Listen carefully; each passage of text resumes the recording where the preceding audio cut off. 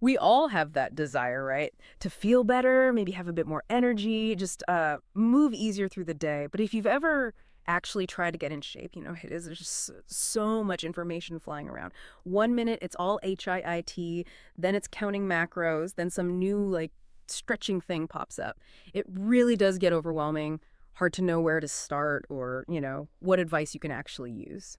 Well, today we're doing a deep dive. We've gathered a whole stack of sources, and the idea is to cut through all that noise, simplify things. Our mission, really, is to pull out the core stuff, the essentials, and give you a clear roadmap, something actionable you can use to hit your fitness goals, no matter where you're starting. We're aiming to distill what really, truly matters from all this material. Exactly. And what's great about these sources is they tend to skip the quick fixes. They focus more on the underlying principles and practical steps, things you can actually do to build fitness habits that stick. So yeah, this isn't about some fad diet or workout craze. It's more about building that solid foundation for, well, long-term health. Okay, perfect. So let's dive in. What's the very first thing these sources point to, that sort of foundational piece to get you set up for success? Well, the big one right off the bat is set realistic goals.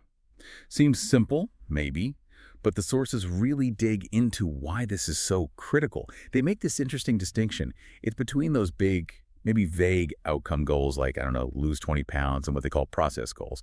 So a process goal is more like exercise 3 times this week for 30 minutes. See the difference? It shifts your focus from something that feels maybe far off and daunting to these small daily actions you can actually control. And the sources really hammer this home. That approach is way more motivating, more sustainable too. It's about building the habit.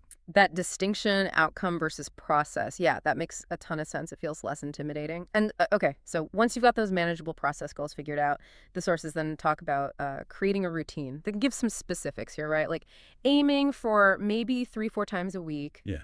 and at least 30 minutes a pop. Exactly. And what's really compelling is how they stress the structure a routine provides. It's not just hitting a certain number of sections.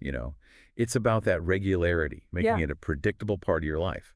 Because that predictability, well, it cuts down on having to decide every single time, Right. makes the habit stickier. Right. Takes the guesswork out of it. So you've got your realistic goals, you've got a routine building up. How do you actually know if it's working? What do the sources say about checking in on your progress? Ah, yeah, that's crucial for staying motivated, isn't it? The advice is pretty clear.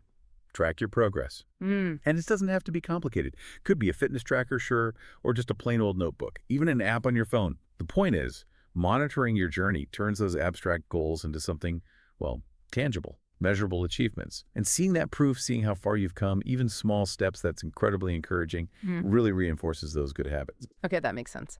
So foundation laid, goals, routine,